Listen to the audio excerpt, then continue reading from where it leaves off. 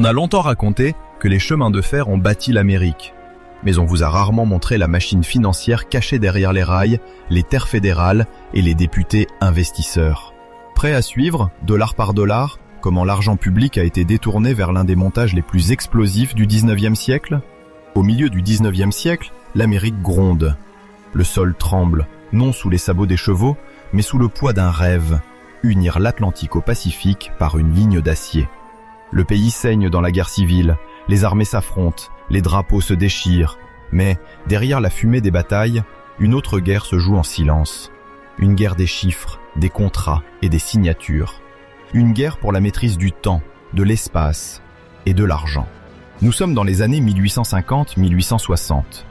Le pays s'étire vers l'ouest comme un colosse inachevé. À l'est, les villes bruissent de banques, de journaux, de tribunaux. À l'ouest, l'espace nu, les plaines, les montagnes, les déserts. Entre les deux, l'attente. Les caravanes avancent lentement, les diligences s'embourbent, les convois se perdent. Le temps est long, les distances tuent. L'économie veut aller plus vite que la poussière des pistes. Au cœur de Washington, dans les salles obscures du Congrès, des voix s'élèvent, des cartes s'étalent sur les tables. Des traits rouges tracent des lignes imaginaires au travers des Rocheuses, des plaines du Nebraska, des déserts de l'Utah. On débat, on repousse, on revient. Puis vient l'heure où le verbe devient loi. Le 1er juillet 1862, Abraham Lincoln signe. Sa main grave engage l'État dans une entreprise qui dépasse les hommes. Le Pacific Railroad Act voit le jour. Une loi simple dans son apparence, mais chargée d'une puissance terrible. Elle fixe les conditions de naissance des chemins de fer transcontinentaux. Deux noms se détachent aussitôt du texte. Union Pacific Railroad, pour partir de l'est vers l'ouest, Central Pacific Railroad, pour tailler sa route depuis la Californie vers l'intérieur du continent. Entre eux, un futur point de jonction, encore invisible, déjà mythique. Le gouvernement fédéral se place au centre de la scène. Il ne bâtit pas lui-même. Il paie, il promet, il garantit. Il offre aux compagnies ce que peu de nations ont jamais osé livrer à des mains privées. Des flux de dettes, des terres immenses, des droits quasi souverains sur des couloirs de territoire. À chaque tronçon de 40, 80 ou 120 miles construit, selon que la terre est facile, ondulée ou terrible à franchir, l'Union remet des obligations, des US Government Bonds, fixés à un taux sûr, 6%, lourds comme des lingots, solides comme des canons. Ces obligations entrent dans les coffres des compagnies comme des promesses d'or. Et, en plus de ces papiers qui valent l'argent, l'État donne la terre elle-même. Pour l'Union Pacifique, environ 12 800 acres par mile de voie. Des bandes alternées, comme un damier géant de parcelles de part et d'autre du futur ruban d'acier. La terre n'est plus seulement sol. Elle devient garantie, matière première de spéculation, réserve de valeur future, silhouette d'un empire foncier. Mais cette générosité n'est pas un geste gratuit. La guerre de sécession consume le pays, 1861-1865. Le feu des canons coûte cher. Les troupes réclament des uniformes, des balles, des vivres. Le trésor américain se vide, puis se remplit à nouveau, mais de dettes. On imprime des greenbacks, ces billets au vert inquiétants. On émet des bons de guerre, on invente des taxes, on fouille les poches des citoyens. Le gouvernement, pour financer à la fois la guerre et les grands travaux, devient lui-même une machine à emprunter. En 1862, un autre acte passe, moins éclatant que le rêve de l'Ouest, mais tout aussi décisif. L'Income Tax Act. Pour la première fois, l'impôt sur le revenu fédéral se dresse dans la vie des Américains. Un Bureau of Internal Revenue naît, organe froid, obstiné, qui aspire des flux réguliers. L'État prend forme, non seulement comme puissance militaire ou gardien de la loi, mais comme créancier, comme investisseur, comme maître des circuits de l'argent. Sa capacité à soutenir des infrastructures se décuple. La fiscalité devient une arme, une clé, un levier. Dans ce champ nouveau, entre le Capitole et les plaines, les compagnies de chemin de fer surgissent comme des souverains privés. L'Union Pacific Railroad Company est incorporée en 1862.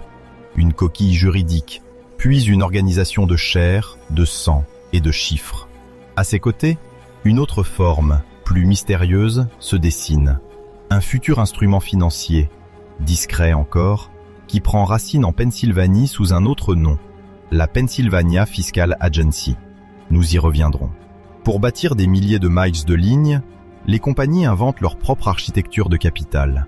Elles émettent d'abord des actions ordinaires, des bouts de papier qui disent « Vous serez copropriétaire du rêve ».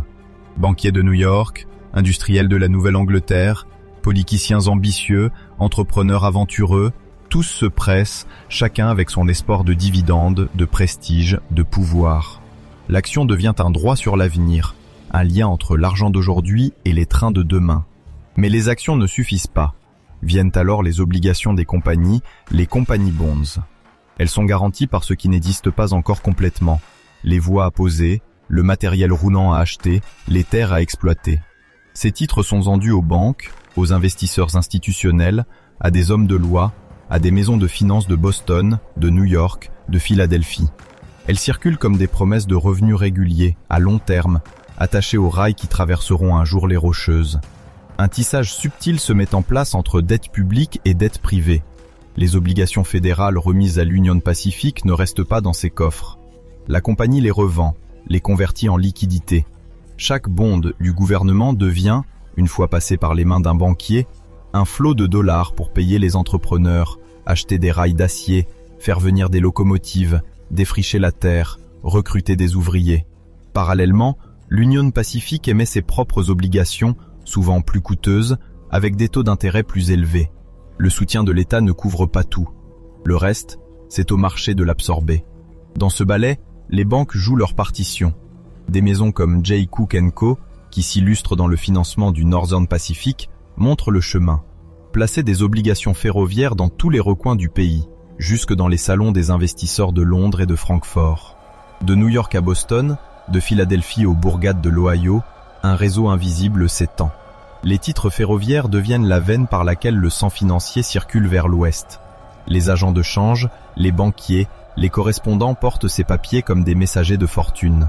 C'est dans ce contexte, au croisement des besoins de capital et de la soif de conquête, qu'apparaît une créature singulière, le Crédit Mobilier of America. Sa première forme n'a rien de spectaculaire. Nous sommes en 1859. En Pennsylvanie, on crée la Pennsylvania Fiscal Agency, une société d'investissement destinée à toutes sortes d'opérations financières. Un outil neutre, modulable, comme une arme encore dans son fourreau. Elle attend son rôle. En 1864, tout bascule. La guerre fait rage, mais le tracé des chemins de fer continue de se décider. Un groupe d'hommes d'affaires, liés à l'Union Pacific, voit dans cette coquille juridique une opportunité. À leur tête, un homme au regard tranchant, Thomas C. Durant, vice-président de l'Union Pacific. À ses côtés, deux frères du Massachusetts, Oliver et Hawks Ames, industriels du fer et figures politiques républicaines. Ils rachètent, ils réorganisent, ils rebaptisent. La Pennsylvania Fiscal Agency devient le Crédit Mobilier of America. Le nom claque, français, élégant, inspiré du Crédit Mobilier de France, ce grand établissement fondé par les frères Pereire quelques années plus tôt. L'écho européen sert de parure. À travers ces mots, les initiés entendent modernité, puissance, grand capital. L'Amérique s'habille d'un costume financier continental pour mieux attirer les fonds. Ce n'est plus une simple agence, c'est un vaisseau. Officiellement, le Crédit Mobilier of America se donne pour mission de servir d'outil de construction et de financement à l'Union Pacific. Une société de construction, un bras opérationnel, une machine à lever des capitaux et à les transformer en ponts, en remblais, en rails. Devant les regards du Congrès, des investisseurs, des journaux, tout paraît logique. Une compagnie concessionnaire, l'Union Pacific, délègue les travaux à un spécialiste, le Crédit Mobilier, qui prend des contrats et réalise les chantiers. Mais derrière ce dispositif se cache un mécanisme plus tranchant. L'Union Pacific, détentrice de la concession ferroviaire, signe des contrats de construction avec une entité qui, juridiquement, lui est distincte. En apparence, l'une paie, l'autre construit. En réalité, les mêmes hommes contrôlent les deux. Le noyau dur des actionnaires de l'Union Pacific tient aussi les rênes du Crédit Mobilier. Ils négocient avec eux-mêmes, dans une pièce sans fenêtre, des contrats à prix forfaitaire, des lump sum contracts, un coût fixé par mile de voie, bloc par bloc, somme par somme. Ces prix dépassent largement le coût réel de la construction. Le Crédit Mobilier facture cher, très cher. L'Union Pacific accepte. Le profit, la différence entre coût réel et prix facturé, se loge dans les comptes du crédit mobilier, puis remonte vers ses actionnaires. Les actionnaires, ce sont en grande partie les mêmes dirigeants qui contrôlent l'Union Pacific. Le cercle se ferme. La richesse publique qui alimente l'Union Pacific remonte, comme par un siphon, dans une société sœur. Les rails se posent, mais une autre ligne, invisible, se trace. La ligne des transferts financiers. L'Union Pacific, pour honorer ses contrats, mobilise tout ce que le Pacific Railroad Act lui donne. Elle prend les obligations fédérales, les revend, les transforme en espèces. Elle émet ses propres obligations, persuadant les investisseurs que la grande ligne transcontinentale ne peut qu'enrichir ceux qui la financent. Elle vend une partie des terres reçues, hypothèque le reste, faisant des acres des instruments de crédit, des gages. Ainsi, le flux qui part de l'État fédéral, obligations, terres, traverse l'Union Pacific, se mélange aux dettes privées, puis glisse vers le crédit mobilier. Là, il se condense en profit, en dividendes, en distribution d'actions. De l'argent public devient bénéfice privé, sans rupture apparente de la légalité, dans un jeu d'écritures et de contrats. La frontière entre monde des affaires et monde politique se brouille. Les directeurs des compagnies ne se contentent pas de parler aux élus. Ils sont eux-mêmes des élus. Hawks Ames n'est pas seulement industriel. Il siège à la Chambre des représentants pour le Massachusetts, membre influent du Parti républicain. Oliver Ames, son frère, prend en 1866 la présidence de l'Union Pacific. Ils sont des hommes de fer et de loi, à la fois dans les ateliers et dans les couloirs du pouvoir. Autour d'eux gravitent d'autres figures dont les noms s'inscrivent dans les annales de la République. Schuyler Colfax, républicain de l'Indiana, Speaker of the House à partir de 1863, bientôt vice-président. James A. Garfield, représentant de l'Ohio, futur président. Henry Wilson, sénateur du Massachusetts, futur vice-président lui aussi. Tous se trouvent, d'une façon ou d'une autre, dans l'orbite du grand projet ferroviaire. Le Congrès a un intérêt direct dans cette entreprise. Ce sont ses mains qui votent les lois d'extension des subventions, les prorogations de délais de construction. C'est lui qui décide si de nouvelles obligations fédérales seront accordées, si des millions d'acres supplémentaires seront livrés. Chaque ligne dans un texte, chaque paragraphe modifié, peut renforcer ou affaiblir la valeur des titres ferroviaires. Le pouvoir législatif tient les clés de la fortune des compagnies. Dans ce contexte, les élus ont plus qu'un rôle moral. Ils ont un enjeu financier. L'accès à des actions, à des obligations, à des conditions préférentielles devient un privilège silencieux. La valeur de ces titres dépend directement des décisions qu'ils prennent eux-mêmes, assis dans l'hémicycle. Les cours réagissent à leur vote. Une phrase dans un amendement et la valeur d'une action grimpe. Un délai accordé et une obligation autrefois douteuse retrouve sa vigueur. Pourtant, même ce système puissant a ses failles, ses lignes de rupture. Le surcoût de construction imposé par le crédit mobilier gonfle la dette de l'Union Pacific. Chaque mile facturé au-dessus du raisonnable pèse comme une pierre sur le bilan. Les estimations, déjà à l'époque, montrent un écart net, inquiétant, entre ce que coûte réellement un mile de voie et ce que l'Union Pacific paye au crédit mobilier. Le rêve se construit sur un excès. L'endettement de l'Union Pacific enfle. D'un côté, les obligations fédérales, à rembourser un jour au Trésor, avec intérêt. De l'autre, les obligations privées émises pour boucler les chantiers. Entre les deux, des engagements contractés envers le crédit mobilier et d'autres entrepreneurs. La ligne n'est pas encore complètement en service. Le trafic reste maigre, les trains rares, les voyageurs peu nombreux. Les recettes n'entrent pas assez vite. Le poids de la dette écrase un sol encore vierge de wagons. Le risque de défaut, de faillite, plane comme un orage au-dessus des plaines. La viabilité à long terme de l'Union Pacific est une question suspendue. La compagnie parie sur l'avenir, sur les flux de marchandises, sur les troupeaux, sur l'or des montagnes, sur les colons, sur les villages qui naîtront le long de la ligne. Mais dans les années 1860, rien n'est assuré. La dette, elle, est déjà là, froide, précise, datée. Les relations financières restent opaques. Les contrats de construction ne s'étalent pas à la lumière. Les marges du crédit mobilier, les distributions d'actions, les avantages d'accordés aux élus, tout cela se cache derrière des raisonnements techniques, des rapports partiels, des bilans incomplets. Certains documents sont publiés, par obligation. Mais l'essentiel du mécanisme reste dans l'ombre, dans des archives de conseils d'administration, des échanges privés, des accords tacites. Pourtant, l'histoire ne s'arrête pas là, car le montage n'est pas figé. Il se déploie, se complexifie, se tend comme un arc. Entre 1164 et 1873, le Crédit Mobilier et l'Union Pacifique vont pousser ces mécanismes jusqu'à leur point de rupture. Le bras financier devient une arme à double tranchant. Le scandale, d'abord sourd, remonte à la surface.